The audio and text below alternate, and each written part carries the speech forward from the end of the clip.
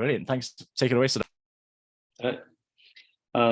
Thanks a lot, Louis, for the introduction and for having me here. I'm really excited about meeting all of these lovely people.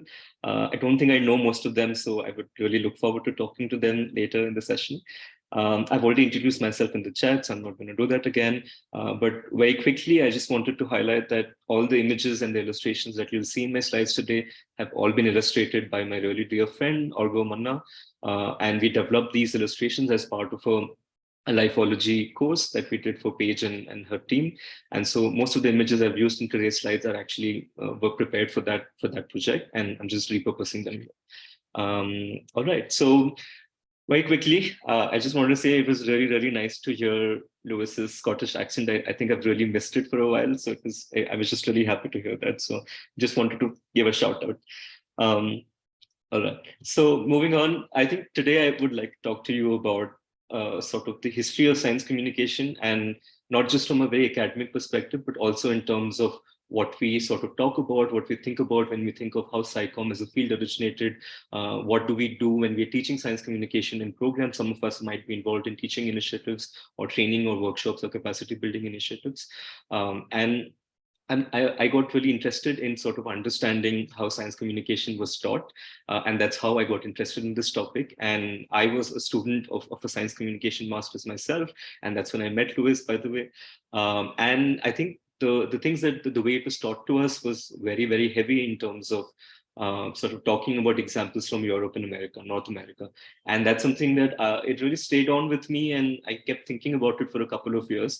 And only after a few years of moving back to India after my master's, I actually sort of started thinking about it more explicitly. And what I'm going to share today is more or less a result of sort of that question in my head sort of ticking away and me trying to do something about it. All right, so let's see. All right.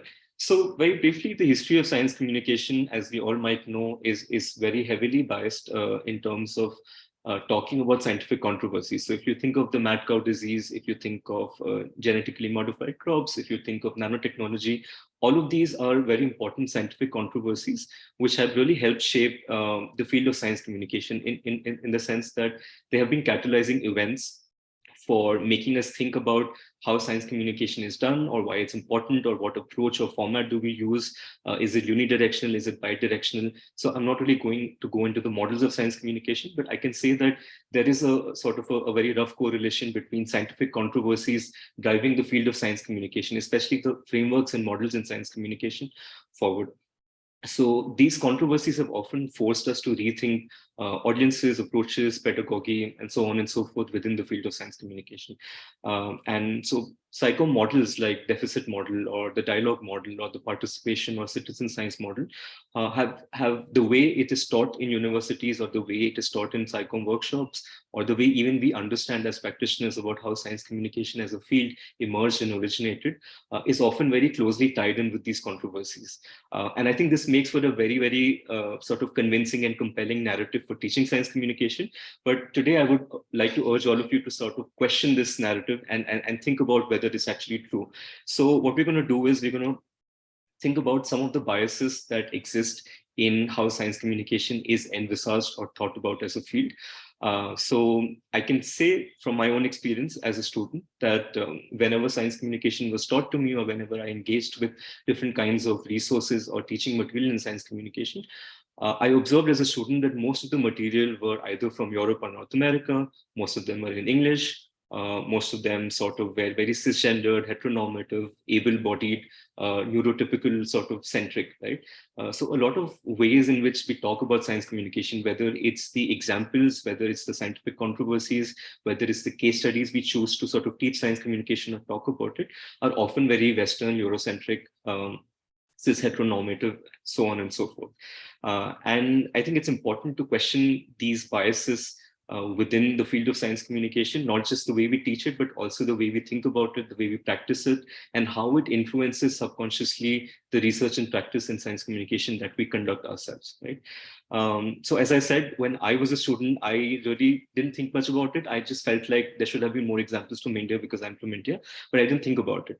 When I returned from the UK, so I did my master's in the UK. When I returned from the UK and I became a practitioner of science communication in my home country in India, I started realizing that I thought I had learned a lot of sort of very interesting frameworks and models of science communication, which I could now use in my practice of science communication. And I felt like I was really equipped to sort of take on the challenges of doing science communication in India. But the truth is, I couldn't be far from reality at that point, because I really, really struggled and fell on my face. And all the sort of theoretical knowledge that I had acquired as a student in terms of the frameworks and models of science communication did not absolutely work in India. There were so many challenges in terms of scale, in terms of language, in terms of just the urban-rural divide, in terms of the amount of pseudoscience that exists in India, and in general, just the complexity of the Indian citizenship, right? I mean, India in itself is sort of a potpourri of diversity, right? I mean, it's as diverse as the entire European continent, right? Because we have so many languages, so many cultures, so many ethnicities within India. And so when I was trying to design science communication initiatives for an Indian population, I really, really struggled in terms of applying all my learnings from the UK to the Indian context. And that is where my discord or disconnect or sort of not being able to connect my learnings and my theoretical understanding of science communication with my practical experience sort of started clashing. And that was the basis or the motivation for thinking about this course, which basically talks about a more inclusive history of science communication and looks at examples from the global south. Okay, so moving on. Right, so I think it's important to sort of highlight that there are many, many, many examples of science communication, which not just extend in terms of geographical sort of places, not just outside of Europe and America, but also in terms of time. So when we think of the history of science communication, it's mostly, in the last 100 years that we think that science communication has become a field of a more cognizant or a more sort of organized field of study and practice.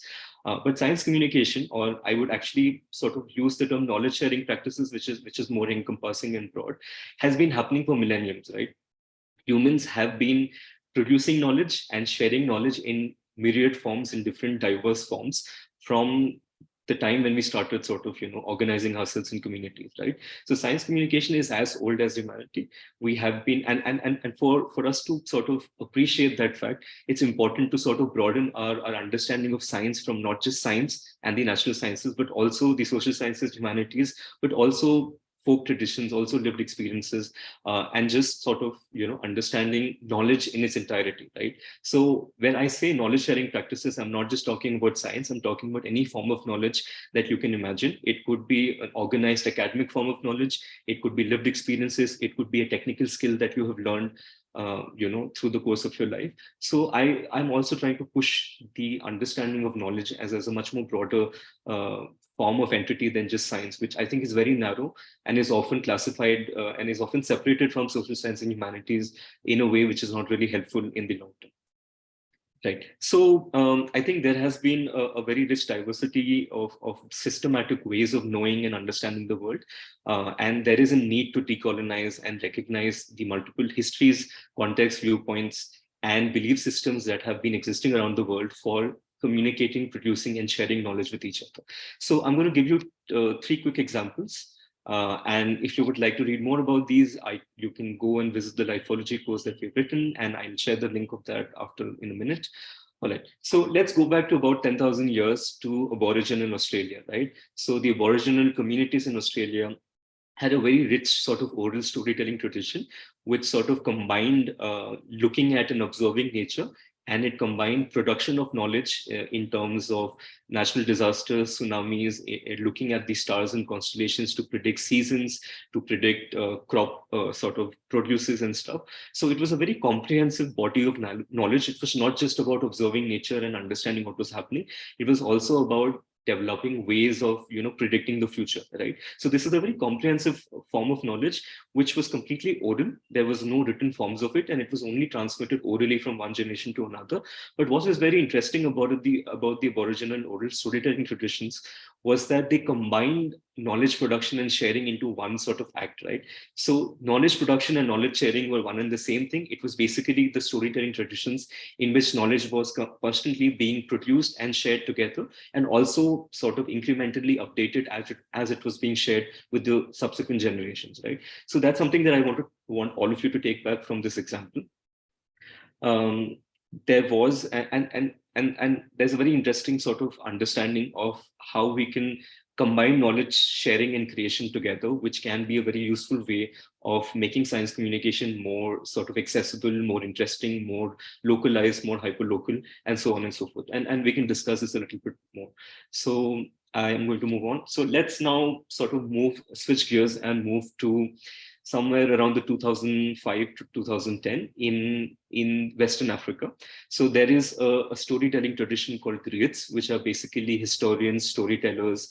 These are basically nomadic artists, historians, who are sort of commentators. They are very well versed in science, in politics, in history, in social sort of culture, and so on and so forth. And they're really well respected within the communities because they're basically folk art communities which move from one village to the other, and they set up performances and they communicate science. So during the Ebola crisis in 2008, there were a lot of sort of international organizations like WHO who were trying to communicate a lot of health communication messages about how to prevent Ebola and how to sort of take care of yourself and so forth. But there was a lot of distrust in the African communities, in the Black communities, about listening to these white people coming from, you know, Western nations and trying to tell them what to do and how to live and what not to do, right? So it wasn't really going anywhere. So these international organizations like WHO decided that it might be useful to employ these local sort of storytellers and historians called griots, and they sort of educated them about the health communication messages that they wanted to communicate. And then these griots basically went from one village to another, and then they started sharing these things. And the result was a stark difference because these griots were much more well received. They were aware of the local context, they were aware of the local sort of histories and populations of those communities, but they were also able to use a lot of local cultural examples and use satire and humor to sort of communicate messages which were much more receptive to the Western African communities than when it was white sort of American WHO people coming and telling them, right? So there's another sort of example of science communication which happens outside of the Western Eurocentric gaze of what we see as science communication. And sort of the takeaway from this case study is that Western science and indigenous folk traditions and practices do not always have to be antagonistic. They can be harmoniously combined because they're not always meant to be sort of polar opposites. And if you can work and co-create sort of content with these communities, with local actors, you can really, really have a very successful form of science communication, which is something that all of us really try to do and strive to do at some point or the other. All right, so the last example that I'm going to share is from the 1960s to the 1980s in rural India. There was this massive people science movement, which was basically a movement of small scientists, social reformers, activists. It started with 30 activists and scientists getting together and trying to communicate sort of scientific messages about health, sanitation, hygiene, maternity, how to take care of yourself, how to prevent diseases like HIV/AIDS, how to sort of take vaccinations. So there was a plethora of messages that they were trying to communicate. But the interesting thing is that scientists, activists, and social reformers and theater artists got together, and the way they were communicating all of this science was using sort of, again, folk traditions, using a lot of theater, using a lot of singing and dancing. And all of these forms of communicating or formats were very, very accessible for people in rural India, which often did not really have a very high literacy rate. So, and another thing to note about this example is that a lot of this people science movement were sort of catalyzed because there was a lot of anti-science rhetoric that was going on in India. There was rapid industrialization and science and technology being sort of enforced. There were dams being built. There was a lot of nuclear power plants being built. And there was a lot of distrust and discord in terms of scientific developments being forced onto the people, which came at the expenses of the local communities and their local environments and ecosystems, right? So this actually started with a very anti-science sort of rhetoric and feeling and sort of emotions. But then it actually ended up communicating a lot of science because people were sort of, these scientists and activists actually started off with messages saying that, you know, we need to slow down development, we need to sort of do it in a more sustainable way and take care of our ecosystems and ecological ecosystems and so on and so forth. But then they were actually communicating science despite the movement starting in a very anti-science rhetoric. So what I want you to take back from this example is that science communication can also be tied back with a lot of social reform, with a lot of co-creation and involving of local communities, and most importantly, democratization of scientific applications of science and technology being enforced on different populations, right? So this is another example of seeing that science communication is actually helping people sort of become more self-aware, becoming more assertive, providing them the agency to sort of make decisions by making them more aware of what is and what is a safe decision to make. And I think it was very, very useful for a lot of people because they often wanted more knowledge about health, sanitation, hygiene, energy needs, nuclear power plants, and so on and so forth. All right. I think I'm almost done with time, so I'm going to wrap up. Right. So the message that I want you to take back is that there's an incredible diversity of people, practices, perspectives beyond the Western Eurocentric, Anglophone, cis heteronormative, ableist paradigms of science communication. And this is something that I'm not the first one to say. I think a lot of people have spoken about this. You can read works of Elizabeth Rasikula, Emily Dawson, Sujata Raman, so on and so forth. There are lots of people who have already spoken about this, and I'm just paraphrasing what they've already spoken about. So there's an incredible diversity of long-term cross-cultural knowledge-sharing practices, approaches, examples that we can learn from. And it's very important to question the power and gaze of Western sort of paradigms, institutions and contexts and practices. And it's very important to sort of provide agency to local actors, to people outside these sort of Western sort of ecosystems to also sort of share what they have been doing. And often these people do not consider what they have been doing as science communication because they don't have the vocabulary to call it science communication or public engagement. But that does not take away from the fact that what they have been doing is actually a very successful, a very well-rooted and well-connected sort of forms of science engagement that they have been doing, right? So there is a risk of appropriating all of these sort of approaches and sort of adopting them without actually involving these actors. But I would sort of urge again that it's important to sort of co-create all of these initiatives with the local actors, to learn from them and to sort of build an ecosystem where you can sort of have a give and take, a mutual dialogue and discourse where both of us, all of us can learn from each other. So with that, I'll just want to say that it's very important. So the reason I'm talking about the history of science communication and how it has been sort of talked about is because it's very important for us to be aware and acknowledge the biases that exist in terms of talking about the practice, research, and teaching of science communication. And this is just barely scratching the surface. But if we're aware and we acknowledge these biases, we can actually have more dialogues and discussions and move forward from this. So, and it is the first step towards decolonizing and queering the practice, research, and teaching of science communication.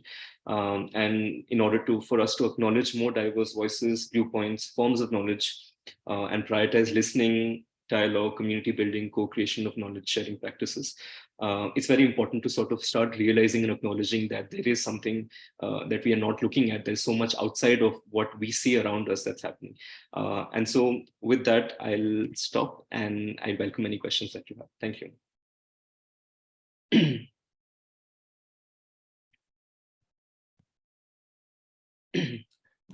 Thank you so much, Siddharth. And I'm just going to go back into gallery view so we can see folks. But yeah, so yeah, lots of clapping.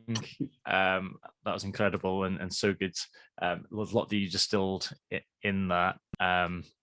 So I have loads of questions, but it's not about me. It's about the peers. So any questions or reflections that anyone wants to ask or share? I had a quick question. What was the name of the storytellers in Western Africa that you talked about? You mentioned them, but I have no idea how to spell it. Griots. They were called griots. I just wrote it in the chat also. Yeah. Amazing. Cheers. Thank you. Yeah. Any other questions or reflections? I put a link to the lifology course as well in the chat for you. Thanks. I was just doing that. Thanks. Yeah. Anna. Hi, I used to be with Archimedes, a German science exhibition company, who for the Max Planck Society did something called the Science Train, which traveled all over India. And Right. I'm afraid today I started wondering about, this was probably all very Eurocentric Western, probably because it's 10 years old, 15 years old, heteronormative. Do you know that exhibition? Did that do any good, or was it just a German vanity project? So I can tell you that as a student in college, I did visit the science train myself. And so I have seen it myself. And the people, there were lots of people from India who were involved in the second iteration of it. And so I know a few of them, they're very good friends. And I was just discussing this a couple of months ago when I was in Gandhinagar, which is on the west coast of India in Gujarat. And then we were discussing about how successful the science train was. And I think for its time when it was initiative, when it was actually existing, I think it was really great because as someone who's benefited from it myself, I think it was great to sort of have something that came into your village or your city and had an entire sort of world of science that you may or may not actually have access to. So I grew up in a metropolitan city, so I did have access to a lot of those things, museums and science centers and stuff. But I appreciate that a lot of people in rural India might not have had. So I think it was a spectacular initiative, and I think it was really great. But of course, as you yourself said, there is a scope for improving it and updating it to sort of make it more appropriate for the times. So I think the intention behind what I'm saying was not to criticize existing initiatives. It's just to say that there has to be a more plural sort of ecosystem or sort of a diversity of things that supplement and complement each other. So I hope people did not take it in the way that I'm saying that existing initiatives are not good. I think they're great, and they are sort of filling a very important function in terms of popularizing science. But I think there is scope for doing a lot more. So that's what my message is. Yeah. Thank you. Great question. Any others?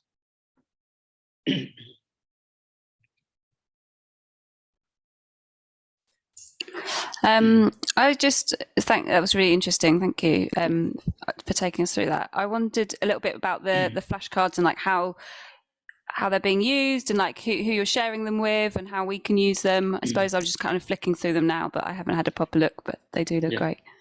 Thanks for the question. The flashcard course is a free resource on the internet. You're welcome to use it. You can just cite the website and us, and it's absolutely free to use. I would really encourage you to use it. And I think a lot of people have been to the flashcards. I know people in India have used them as part of their classrooms, maybe a short sort of, half an hour or 1 hour class.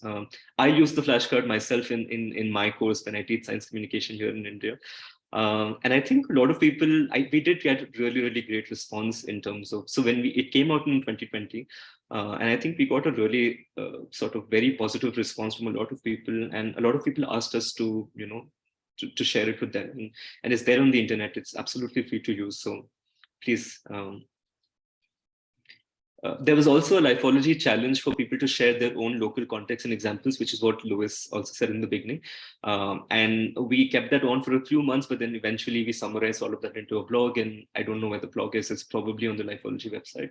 But we did have a couple of follow-up sessions. We had a PCST webinar. I presented this at the Inclusive SciComm Symposium at the Metcalfe Institute.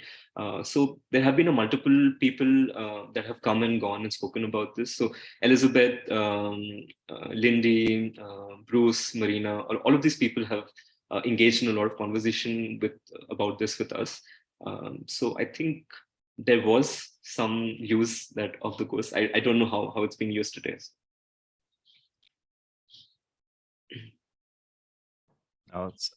Thanks so much, Siddharth and Fiona, for the question. And yeah, it's such a great resource to have available. And I guess before we go into breakouts, I mean, even just my reflections, obviously, from Science Kaylee's perspective and the work that we're doing in Scotland and that kind of link.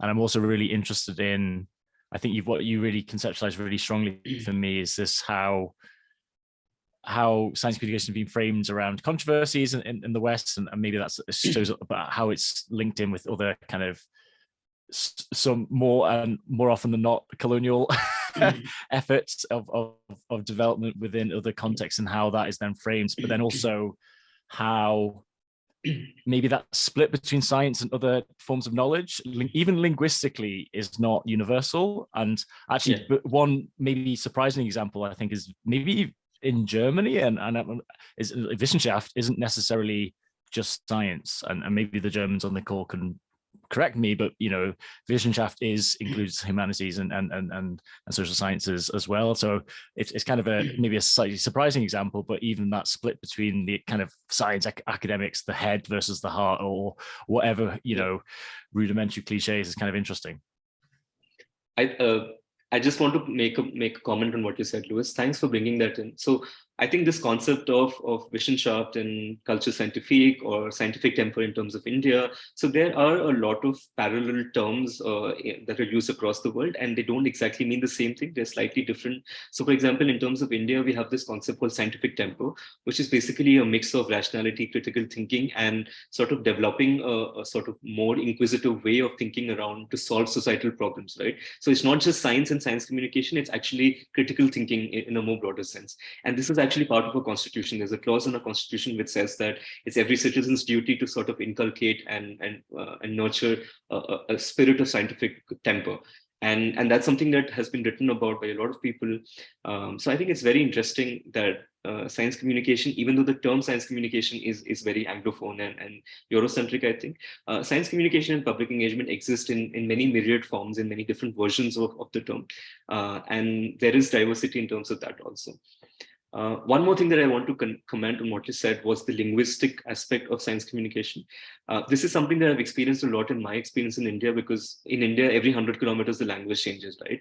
And most of the scientific teaching is done in English. So even if you're studying in a regional vernacular medium school, the terms for science are usually in English. And what that does is that it creates a lot of dissonance in terms of being able to fully grasp the concept, right? Because when you are forced to think in English, which is not your mother tongue, you're often sort of